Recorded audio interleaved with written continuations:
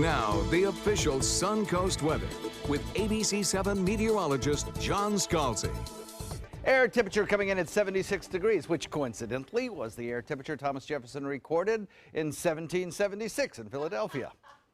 How about that? A little something for the water cooler. 72 degrees, the dew point value we have across the region right now. Air temperatures that are pretty pleasant, I guess. 76 degrees, Wauchula, Arcadia, Mayaca, the same near the water. It's a little warmer with 78 in Venice and Inglewood and 80 degrees at Longboat Key.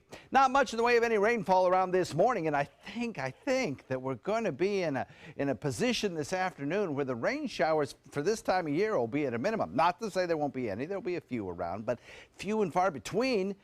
We have some showers out near the Gulf waters, and we have had a few pops of lightning out there from distant showers, but you know, we're not going to see a whole lot of activity for the folks headed to the beaches today. There might be an isolated shower during the late morning, early afternoon as the sea breeze begins to start. But once that sea breeze gets going and moves inland in the afternoon, I think most of the rain showers will be occurring in inland areas, and there'll be slow movers as well.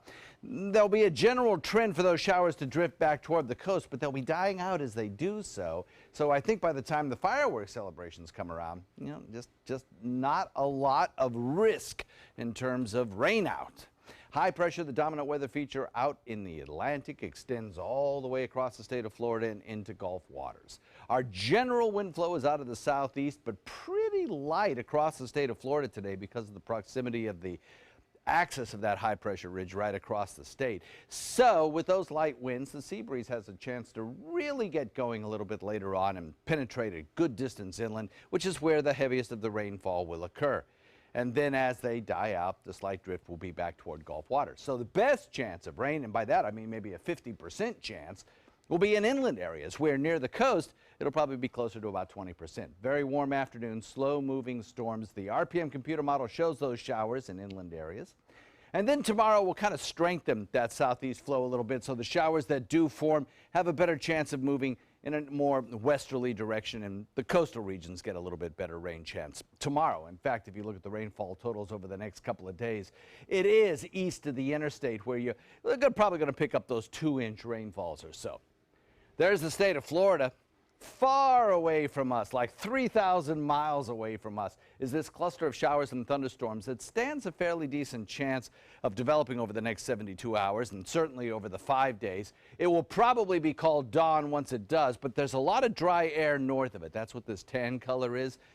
And so its future is somewhat in question, but the computer models do have it moving toward the Lesser Antilles and the Greater Antilles as we head into about Sunday.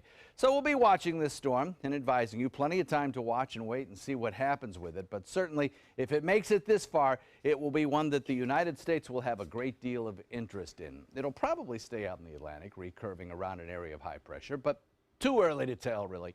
92, our daytime high, mostly sunny, UV index warm at about a 12, and the forecast calling for about a 20%. That's it. Chance of 4th of July showers, followed by, over the next several days, increasing rain chances.